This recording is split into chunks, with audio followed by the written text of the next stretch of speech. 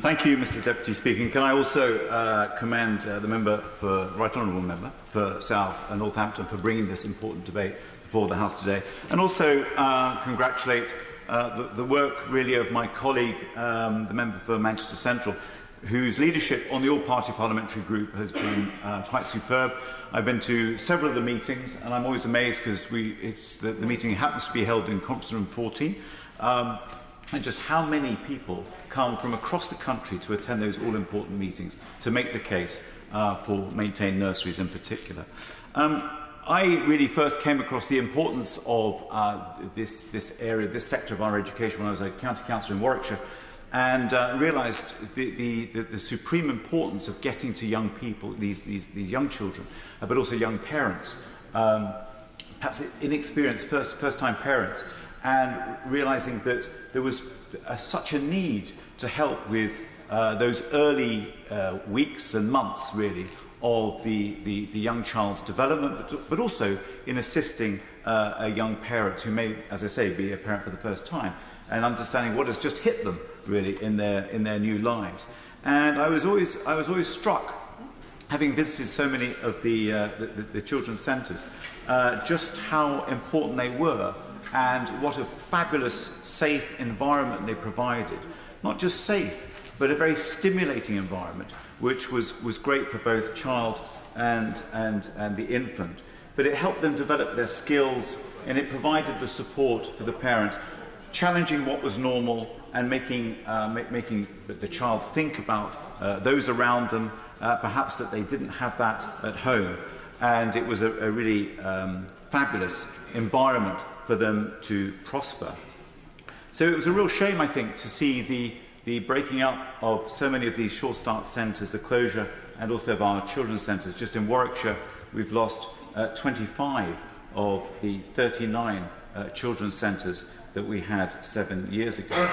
And I think that leaves real challenges in our communities and in our society to be able to provide, particularly in those highly deprived areas. I mean, I want to focus in a very short time, I don't want to speak for very long, but on the work of the maintained nurseries.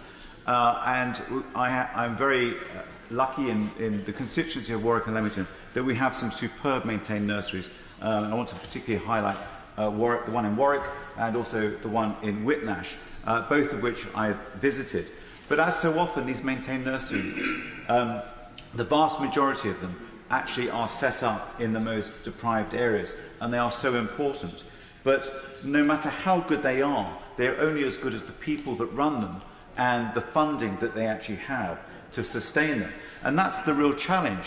Whilst I think so many of us welcome the government's initiative to introduce the free 30 hours provision for 3- and 4-year-olds, what is so hard is that the impact that's having on the very viability of these nurseries to sustain themselves because of the financial pressures. So we're seeing those people working in the children's in the maintained nurseries in a real pay level of say £3 or £4 per hour, which is of course way below the minimum wage, and certainly a long way short of a national minimum wage.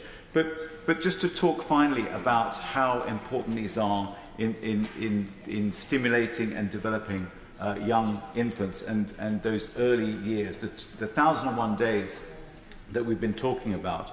And I would join in recognising the work that's been done by my neighbour, the Honourable Member for Stratford, and the additional funding that he was able to secure, and I commend and credit him for doing that. But I would stress and urge the Minister to bring certainty to these nurseries because of the funding crisis that they face, and that uncertainty is putting such huge pressures on them.